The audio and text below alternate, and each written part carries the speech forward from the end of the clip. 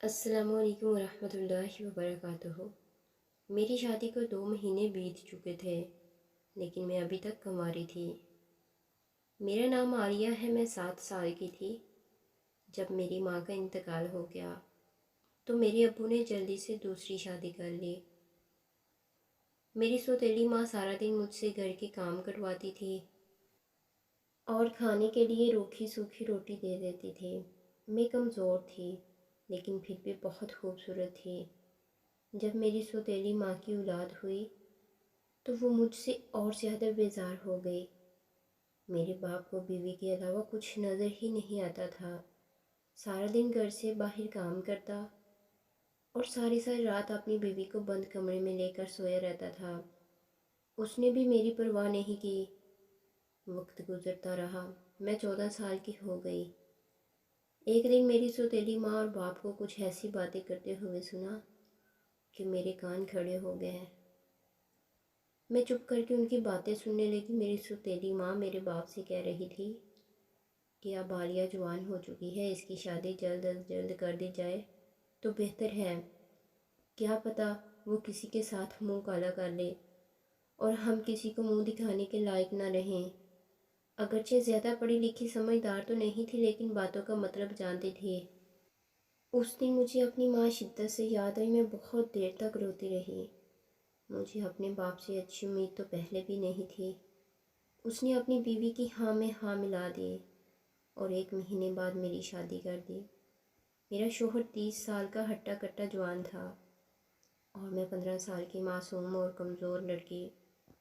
کیونکہ میں شروع سے ہی ظلم زیادتی برداشت کرنے کی عادی، اس لیے سسرال جا کر مجھے کچھ خاص فرق محسوس نہ ہوا۔ میری ساس کا ہمارے گھر پر روب تھا اور میرا شوہر اپنی ماں سے بہت ڈرتا تھا۔ رات کو کمرے کا دروازہ کھول کر سوتا تھا اور جلدی میرے قریب ہی نہیں آتا تھا۔ ایک دن ہمت کر کے کمرے کا دروازہ بند کر دیا۔ میں بہت خوش ہوئی کہ آج مجھے میرا حق ضرور دے گا، لیکن تھوڑی دیر بعد ہی دروازے پر زور زور سے دستک ہونے لگی۔ اٹھ کر دروازہ کھولا تو میری ساس باہر کھڑی تھی، چلا رہی تھی اور شوہر سے کہہ رہی تھی کہ تم کو شرم نہیں آتی؟ جوان بہنیں ہیں، تم بیوی کو کمرے میں بند کر کے گھر میں بے حیائی پھیلاتے ہو، ان معصوم کے ذہن پر کیا اثر پڑے گا؟ میرا شوہر بیچارہ اپنا سا منہ لے کے رہ گیا۔ ہمیشہ کی طرح میں اس رات بھی خالی ہی رہ گئی۔ میری شادی کو 2 مہینے بھی ہو چکے تھے، لیکن میں ابھی تک کنواری تھی اور وہ مجھ سے نظر نہیں ملاتا تھا۔ ایک دن میرے پاس آیا اور کہنے لگا کہ عالیہ، میں تم سے بہت شرمندہ ہوں۔ اصل بات یہ ہے کہ میں شروع سے ہی نامرد، میری ماں کو اچھی طرح پتہ ہے، اس لیے وہ عزت رکھنے کے لیے کوئی نہ کوئی بہانہ بناتے ہیں کہ میں تمہارے قریب نہ جا سکوں، میرا یہ بید تم سے چھپا رہے۔ دن بھر میں اپنی قسمت پر بہت روئی۔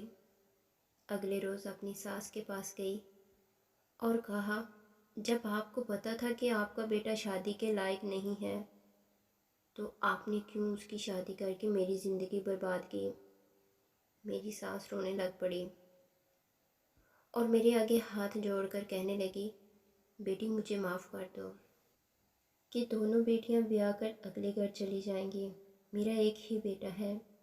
میں چاہتی تھی کہ ہم ماں بیٹے کو زندگی جینے اور سنبھالنے کا کوئی سہارا مل جائے، جو ہم ماں بیٹے کو پکا کر کھلائے اور سہارا دے۔ اس لیے میں نہ چاہتے ہوئے اپنے بیٹے کی شادی کر دی۔ میری پیاری بیٹی، اب کبھی ہم کو چھوڑ کر مت جانا۔ میری ساس میرے سامنے روئے جا رہی تھی۔ میرا دل ایک دم سے بھر آیا۔ مجھے پہلی بار لگا کہ میری بھی کسی کو ضرورت ہے۔ میں صرف فضول نہیں ہوں بلکہ میں بھی کسی کا سہارا ہوں۔